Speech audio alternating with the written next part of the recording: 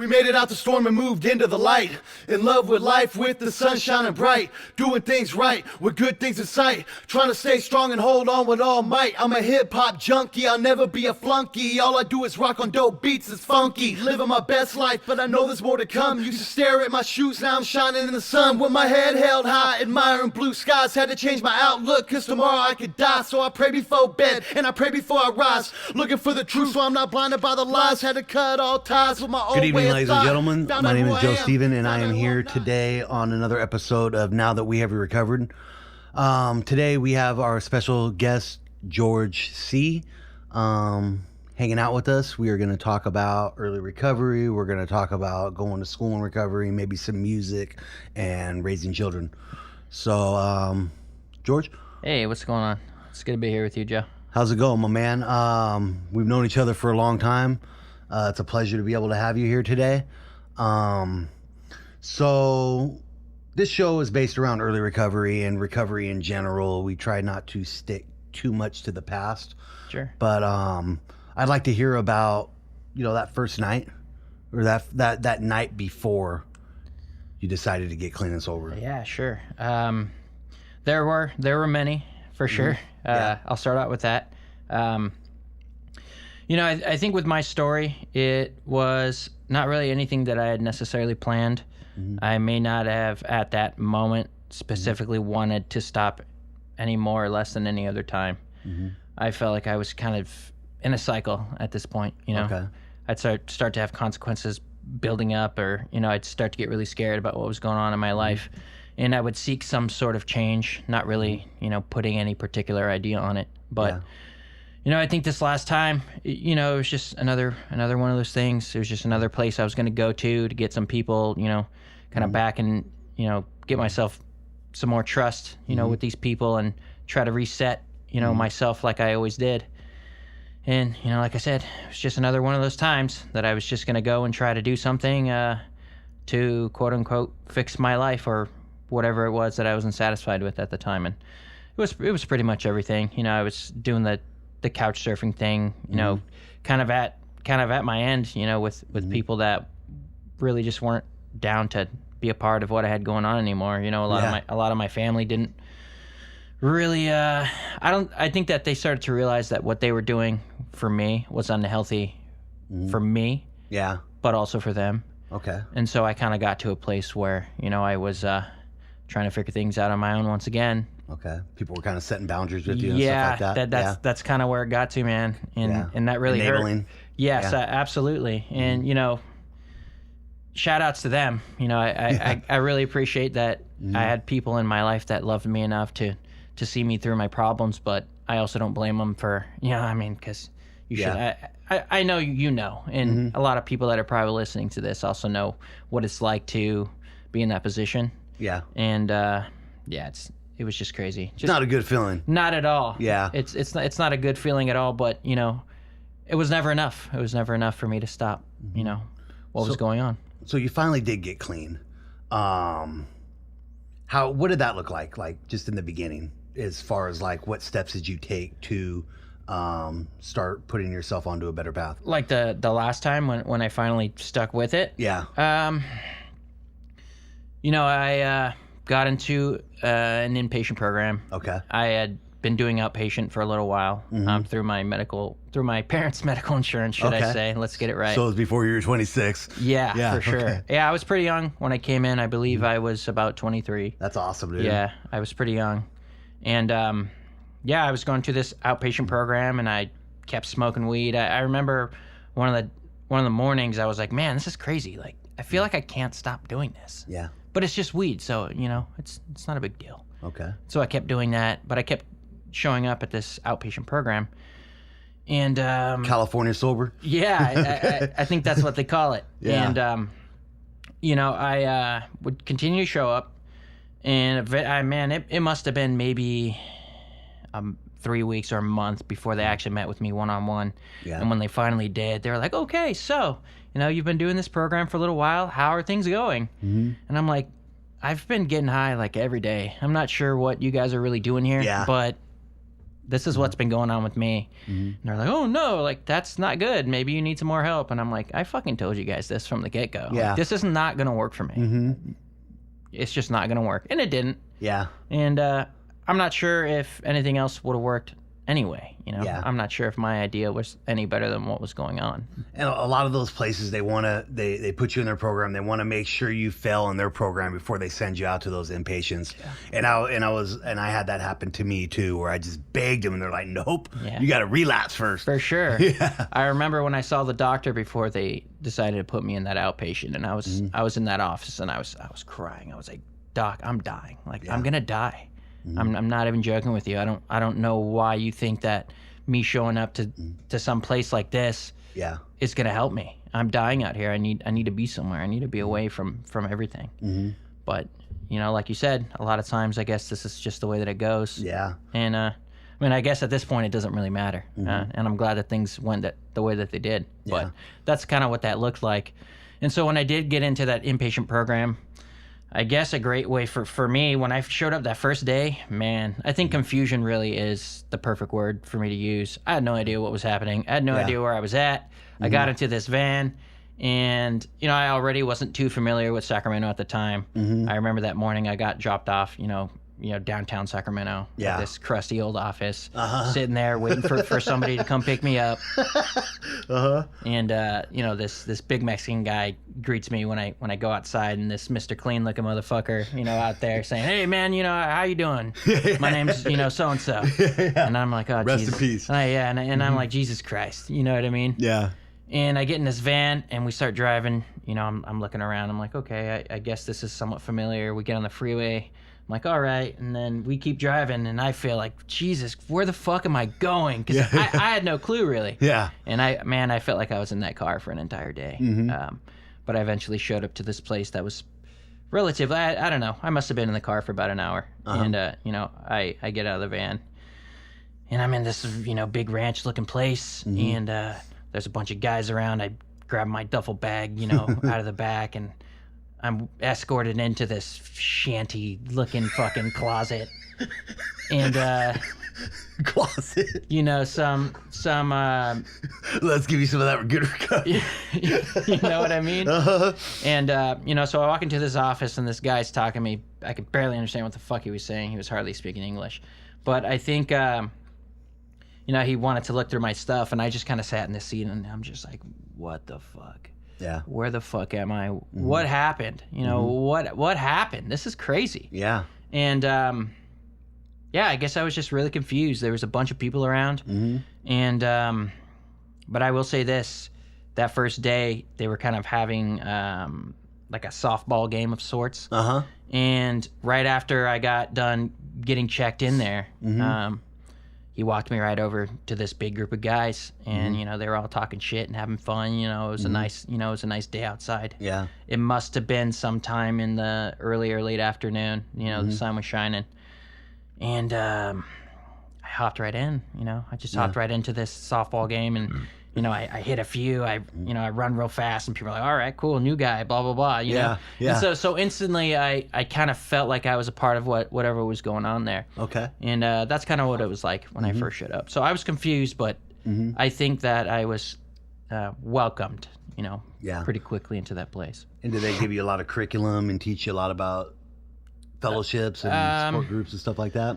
You know, I think at that point I still had a bit of a hard time paying attention. You know, I might have caught some stuff here or there. They would do meetings, you know, they would bring different kinds of speakers in, and you know, from different 12-step fellowships. Yeah. And that was always fun. You know, we would have our own, you know, where someone would run the meeting, and then someone that was in the facility would share their story. So that was always fun for us to kind of sit back and, you know, get to know some of the guys that were there, talk shit, and, you know, do all that fun stuff. Yeah, and, you know, you brought up a really good point, dude, that people don't touch on too often, is that spacey, that foggy feeling, right? Like, it's hard to pay attention and stuff like that. I think I'm a great person at speech, right? I think when I get up in front of a crowd, they're going to listen to me. That's what Joe thinks, right? Sure. But the truth is that if it's people in early recovery, if there's 30 people there's probably 10 people checked out, don't even care what I'm saying. You know what I mean? Or they're floating in and out and in and out. Yeah. Is that so? While you were going through this, did you notice that at that time?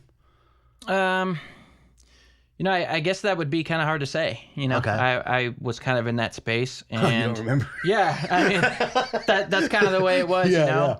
I do know that. I did try to make friends while I was there, and that would usually help at least be interested in whatever was going on. So that really helped. When I'd be sitting next to new friends, and we would make jokes and do stuff like that. Yeah. That always helped me to kind of be engaged. I am very much, at least I was more so at the time, a people pleaser and somewhat of a kiss ass. Yeah. Okay. And so I like to be involved, at a group level to try to look like, the good pupil or, however you want to look at it. That was most definitely me. Okay. And I think that honestly probably did save my ass as far as when I started paying attention and participating, that was going on, So maybe some of my defects at the time were kind of to my benefit, in that situation, just to be honest with you. All right. I like that, man. That's honesty right here, You know what I mean? So you're at this place, you're trying to pay attention, you're trying to learn things, you're doing the best that you can, you're meeting friends, you're finding out things about yourself, character defects, as you would say, people pleasing, stuff like that. How long did you stay at that place, and were you working on fixing those things right from the get-go? I'm not sure right from the very beginning. I would say, honestly, that I did get involved pretty quickly. Yeah. They have a lot of, there was a lot of guys that were there. And so there were a lot of different kind of roles to fill. Yeah. People had to do their own laundry. People had to, participate in eating and cleaning up and, doing chores and things like that. Yeah. I got involved in the kitchen maybe the first week that I was there. Okay. And I just felt like once I started doing that, I became really comfortable. It gave me something to focus on, and it felt good. Okay. It felt good for me to get in there and to do something. Okay. You know. So you were learning about service work, is what I'm hearing. Yeah. Sounds like that place was really helping you out. Most definitely. I felt pretty good pretty quick, I would say. Yeah. Yeah. Counselors and stuff. Did you have counselors out there? I did. I met with one particular guy. Okay. Consistently. Okay. That was an interesting relationship. It was something where I felt like I met someone that was pretty wise. Okay. And I looked forward to the things that he had to say about me and to hear about his own experiences as well. Yeah. So that was a positive interaction. I did like most of the staff. Of course, there's going to be people that you may not quite enjoy their particular flavor, but for the most part, I would get along with mostly everyone. And it was helpful for me to have that particular person kind of influence how this experience could benefit me. Yeah. And so, to your question earlier, I did start to get involved in this, curriculum, as you would call it, pretty quickly. Yeah. And I would start trying to get other people to be involved with it, in it with me. Yeah. And so I feel like that really helped as well. So I know that every support group, because I've heard that they, I'm hearing is they had support groups out there too, right? I've heard that every support group has a program, usually inside of the support group. Did you start working that program while you were out there, or is that something you did later on? No, I did. Yeah. Like I said, I jumped into most things pretty quickly. And I think that definitely helped keep me on track because I'm a person that can be very easily distracted by things. Yeah. So, when I was able to go out on my first pass, I met a girl and, there's the phone thing and, the computers and, all of this stuff. I get really distracted by this sort of thing. And so that stuff definitely did happen. And I could already feel this sort of, how would I call it? External happiness, going on based on things that I know now to be kind of superficial and maybe not completely genuine. Okay. And I think that if it wasn't for some of the people that I was involved with when I was there. Yeah. That sort of stuff could have taken me out very easily. Yeah. Honestly. So, yeah, I was there for probably around 90 days. Okay. I did about 60, or I think it might have been 30 or 60 as what they would call a resident. And then I stayed on as a volunteer for a little while. It may not have been just a month, but it was probably roughly between, 90 or plus days. Okay. You weren't feeling the volunteer stuff. No, I did like it. I did like it, honestly. I don't think I was very good at it, you know. but what do you feel? So what pulled you out of that place? Where did you end up going? Well, there was some plans set in motion. I think that they were trying to get people hooked up to maybe not necessarily go right back on their own right when they got out of these places. Yeah. And so there was some plans set in motion for me. There was some outside program, if you will, set up for me. It was a year-long sort of residential / employment sort of thing. Okay. And when that was ready, I got to go. Okay. And so I went out there. I did a year there, and it was so-so. It was so-so during that time. So you say residential / employment. Was it like a place where you stayed and lived? They gave you a place, or you lived with a bunch of people in a dorm, or like what did that look like? Yeah. So what I was afforded by this particular program was a studio apartment. So I got to live in a apartment type thing by myself. I had a bed, I had a desk, there was lights. Yeah. There was a shower and a toilet. Everything that I needed. They provided food, breakfast, lunch, dinner. If you got hungry in the night, you can go and ask them for some extra stuff. Okay. And they asked you to participate in things like learning about, your credit score, learning how to do better in your interviews, how to make a resume. What was your credit score back then? Probably not very good. 200? Yeah, again, I was still a very distracted person at that time. Yeah. I might not have taken full advantage of what was going on there, but my credit score probably wasn't very good. Yeah, oh yeah. Some of us, mine wasn't either, buddy. Yeah. I know that. Yeah. So you're out at this program. You're living there. Are they helping you with employment? Are you so I got making friends? I got to be involved in some training for a certified nursing assistant. Okay. That's something that they offered me free of charge. So I participated in that. I became licensed, and I actually did get a job while I was working out there for this certified nursing assistant. And again, it was so-so. I was kind of going through the motions at this place, but it wasn't necessarily a bad thing. Okay. Yeah. So after you go through this program, do you graduate? Is it called like do you graduate? I from guess it, you or? could say that. When the time came to leave, I asked my parents if I could stay with them because I wasn't necessarily ready to be on my own. Okay. So they said, hey, we'll give you a year. You could be here for a year. So I went to live with them for a year. Yeah. Got a job pretty quickly. Thanks. Shout out to my stepmom. Okay. Hooked me up with a gas station down the street. So I worked there. I kept the job. Yeah. Saved up enough money to pay off the lien for my license, for my driver's license. I owed about $3,500 to get my license back. Yeah. I used to like to drive with no insurance or license or registration. Seems like a lot of people do. Yeah, that are going to be on the show. Yeah. I feel like it's definitely a common theme for sure. Yeah. So I was able to kind of take that time to save money.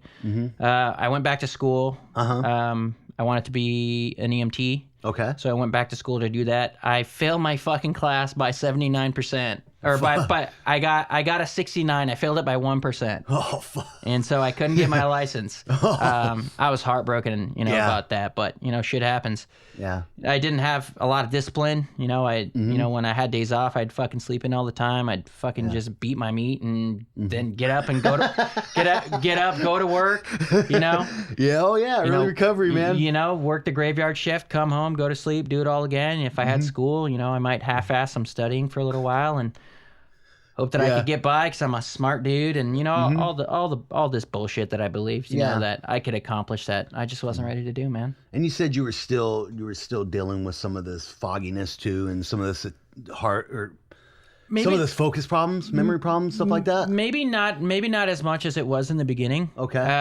But I definitely had issues. Like studying was a great example. Yeah. I mean, this class was something like 8 or 9 units, not. It wasn't your 4 unit Spanish class. Yeah. You know what I mean? It was pretty intense workload on top of, you know, being nearly sober and working and still being a fucking crazy person. Okay. And yeah, it was really hard for me to study, man. Okay. It was definitely really hard to study. So there was definitely some attention issues. I was definitely dealing with some other addictions that I had at the time still. You know, I had sex addictions and, you know, addictions with porn and things like that, you know, were really taking its toll, even, you know, even on studying or even working for sure. That's real talking about that, man. Thank you. I appreciate that, dude. A lot of people in early recovery do have those porn addictions and sexual addictions and stuff like that. And it takes work, you know. They think that just you get sober and everything's perfect, right? And if I could just get sober, my life would be great. And then you're stuck with yourself, right? You know, all of a sudden you wake up and it's like, I'm here, you know what I mean? And then you have all these different things going on within inside of you, and you have to learn how to start fixing some of those things and addressing them. Yeah, absolutely. You know, we kind of alluded to this in the beginning. You know, at the place that I was at, you know, my family didn't want anything to do with me. Didn't have a job. I didn't have a car. You know, nobody trusted me. People didn't want me around. You know, I wasn't in school. I wasn't accomplishing anything in my life, straight up. And, you know, we take a look at the situation that I was just in. You know, that was still like the first year of sobriety almost, you know, just barely past the first year. And I had a job. I had money. I was working on paying off my debts. My family let me live with them. You know, I'm going back to school. Woohoo! Like, yeah, you're doing great. You know, just keep it up, buddy. You know, you're doing great. But here I am, and I'm still dealing with these same sort of emotional issues, these same other issues on the side. Yeah. You know, I'm not really too sure what I thought sobriety or whatever the fuck it was that I was getting myself into was supposed to look like. But I thought that what was going on was going to be good enough for me to get my life back together. And even though it was looking that way at the time, that definitely wasn't the case, man. Okay. For sure. But here you are, so you did something, right? For sure. But again, as we all know, it's a journey, and I'm sure we'll talk about that a little bit more. But that's what it was like, you know, at that time. Okay. Yeah. Music, I know that's something that you love. Yeah. Have you felt like you've done a lot more with music since you've been sober? At this point, yeah, definitely, for sure. And, you know, you've played a big role in that. Yeah, I know that we've done a lot of music together, man. I mean, I would say outside of my own wanting to continue to do music, you've definitely been the reason why I got back into it. Well, you know, 'cause I used to smoke dope in my garage and make like 100 songs a day. Yeah. And they were all like 4 seconds long. You know what I mean? Dude, because I'm an audio engineer, and I remember like I had all this equipment that I got from this guy, and it was like older equipment, and I would spend hours trying to wire up this equipment, and then I'd wake up out of my stupor and I'd be like, dude, it's all done wrong. I gotta take it all apart. Absolutely. And it was just like a circle, man. And so it's so good to be able to do stuff like we're doing right here. You know what I mean? And it's gonna be professional and sound good. Absolutely. And so I know that, okay, so you've tried school, had a bit of a little rough patch, but you still did it. You went all the way through. Yeah. You've worked on a lot of your emotional problems. You got your car back. You're still living at your folks. Do you end up moving out on your own at all? Yeah. So again, you know, you've been a really good friend to me over the years. You know, we became close pretty quickly. Yeah. As I did with a few other people. You know, it was about that time. Mom's like, okay, you know, it's been a year. Yeah. What are your plans, man? It's time to get up out of here. And so, you know, I'm starting to, you know, go to apartment complexes and talking to different friends about maybe moving in together. Yeah. And I randomly hit up, you know, one of my girlfriends at the time. And, you know, I was making jokes. You know, she was talking to me about how, you know, she has this place and, you know, the people that were supposed to move in, they're all bailing on her. Yeah. And I'm like, man, that's crazy because I'm looking for a place to stay. She's like, all right, well, move in. I'm like, yeah, okay. Yeah. I didn't take it very seriously. And she's like, no, really, like, I need people to move in here. And I said, dude, are you for real? She's like, yeah, let's do it. And I'm like, all right, cool. Well, let me hit up my other friend. He might want to join us. Here comes Joe. Yeah. And so you, me, and her, we end up, you know, getting into this house together, you know, here in Sac. And, you know, that's where that started. Yeah. And that was a lot too, because there's 3 personalities together. And I know that sometimes we were great together, and then sometimes we had our moments and stuff like that. And, absolutely. And, you know, I think that was a huge learning experience for me, as far as just dealing with, you know, living with your friends and learning how to live with different people, man. Yeah. It was a lot, dude. It was. And I know that Lots of memories. Lots of memories. The cat scratch. The cat scratching the TV. Cat scratching all my stuff. I love you, Krista. Yeah. Thanks, Krista. I love you too. So I know that through I'm gonna sort of throw this out there, through our experience of us living together, you ended up finding someone to share your life with, right? Yeah, I did. That girl that told me, hey, why don't you move in? Yeah. For sure. Yeah. Now we've been married for 4 years now. It'll be 5 years this upcoming year. Yeah. And we have 2 kids. Okay. Yeah. Yeah. Yeah. Still in that place? We are. We're still there. Still rocking it. So Still cold as fuck. So it's still cold. Yeah, fucking. Yeah, dude, I used to have to keep my floor heater in that Yeah, sucker. I'd be man. like this, toasted, Freezing up. Nice in there. place though. Nice place. Yeah, it's cool. So kids, Yeah. how's that? It's beautiful, man. Yeah. It really is. And I think I would say that first before anything. Okay.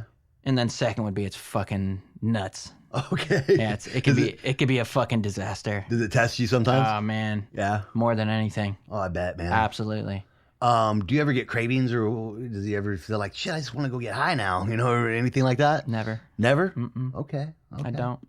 Yeah. Not that I don't ever think about, old times or, I talk to people, they do stuff, or, my family or friends might drink, or I might go to their house and they're doing whatever. Yeah. Yeah. I mean, I'm a part of that situation, sure, but never does it truly cross my mind of, oh, yes, I really want to do that right now. So, thing that popped in my head is that you hear a lot of times about the support group that you build, and stuff like that. Yeah. Are there a lot of people in recovery that had kids that helped kind of guide you through this beginning process of being a father? I think at the time, my sponsor, for sure. I kind of switched up sponsors at the time, and he might have been about 4 years old at the time. He had a 4-year-old son. And so I would talk to him about that stuff, sure. Okay. Maybe not like your picture perfect, example of, let's all go and, put the kids in the stroller and, go take a walk. Yeah. That sort of thing. But, I had support. Okay. I had support in that regard. Okay. And then your family's, of course, proud of you, and they're there for you, right? Yeah, for sure. My family was very involved. My dad, my stepmom, my mother, and, my sister and my brother, they were all a part of it. We were all a herd, you know what I mean? Yeah. Yeah. For sure. My wife's family as well. They played a big role, and I appreciate them very much. Okay. You feel like you and your wife have grown a lot? Yeah. Absolutely. It wasn't always smooth sailing, I'll tell you that. Okay. And I think when we had gotten married, I wasn't exactly too sure what that really meant, and what that was, what she was expecting from me, even though she was very clear. I didn't think that it would be so difficult for me to fulfill those things. I really just wasn't a man at the time. I was still just a young boy doing what young boys do. Yeah. And I knew that I loved her, and I knew that I wanted to spend my life with her. But to be honest with you, I didn't know what that took. So learning how to be a husband. Absolutely. Okay. And learning how to be a man. Yeah. Learning how to have integrity, because I didn't have that, even in sobriety. You know, I wish I could say, like you said, that I get sober and everything's all good and I learned how to live my life. Yeah. That just wasn't my experience, man. I still did fucked up things. I said fucked up things. Yeah. And that's just the truth. Yeah. I think it was around, for me, like, I think year 5 when I found out I could still really be triggered by people. Yeah.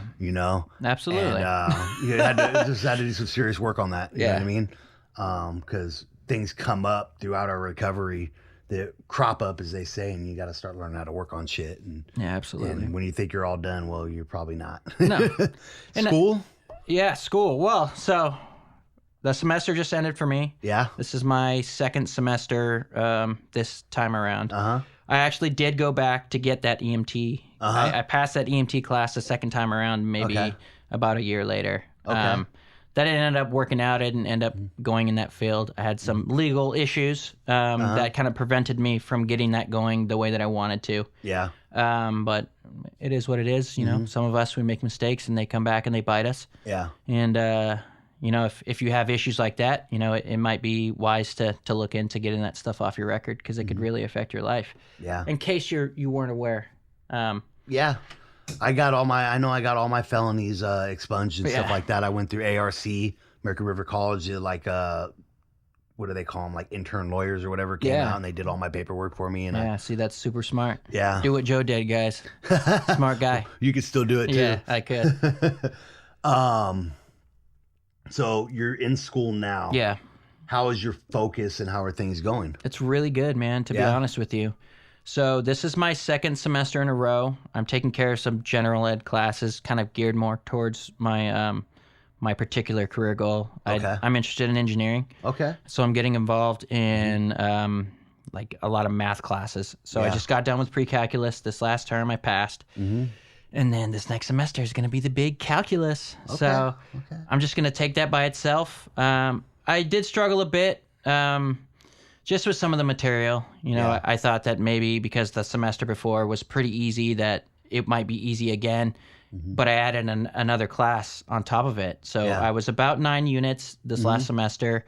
Full-time dad, you know, full-time work. And, you know, I'm heavily involved with my marriage and things relating to recovery. Yeah. So I'm really busy. You know, I'm really busy. And I work graveyards. So luckily, I've been afforded with a job where I can do homework, you know, at work a lot of the time. And, you know, it's crazy that you can do all this stuff and have this busy life, and people use methamphetamines in order to do more, right? Right. And you can't do shit at the end. Right? Yeah. You went from being in a garage twirling a pipe. Couldn't get shit done. Yeah, making 4-minute beats or 4-second beats or whatever you said you used to make. Yeah, absolutely. And now you're doing all these wonderful things, man. It's crazy. It's beautiful. It's crazy, man, for sure. So, yeah, school's been a very inspiring part of my current life.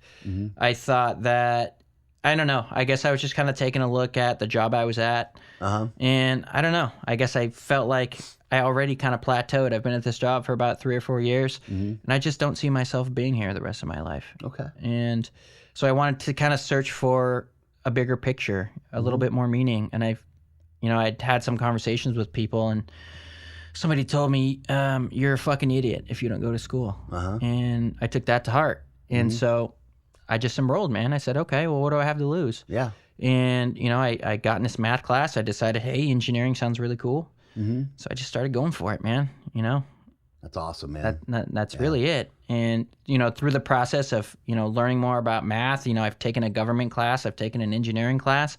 I feel like the focus of my life was so small. What I could see was barely what was in front of me, barely before, in most of my life. And as I've continued through recovery and continuing to expand what I experienced in my life, things like having children, things like manning up and being a good fucking husband and not being a fucking dirtbag, and, you know, doing things like going to school and really applying myself at work. The lens and the focus of my life is so much wider than it ever was. And I have no doubt that it's going to continue to be that way because I don't know, man. I think that's just how the world works. You know, you want to learn about more stuff, learn about more stuff. Yeah. You want to experience more things, do more things. Yes. It's really super simple, man. And I don't know, I guess the simplicity of life sometimes kind of blows me away, because obviously life can get really complex. And I've learned a lot about that, you know, having a family and, you know, going through all the stuff that, you know, I get to go through, you know, these days. It could be really complex, but wow, it's crazy how much more I can see of the world. And I'm looking forward to continuing to do that. That's awesome, man. And I think we're going to have to wrap it up around here. Yeah. It's been awesome sitting here with you, dude, and some of your insight is really great.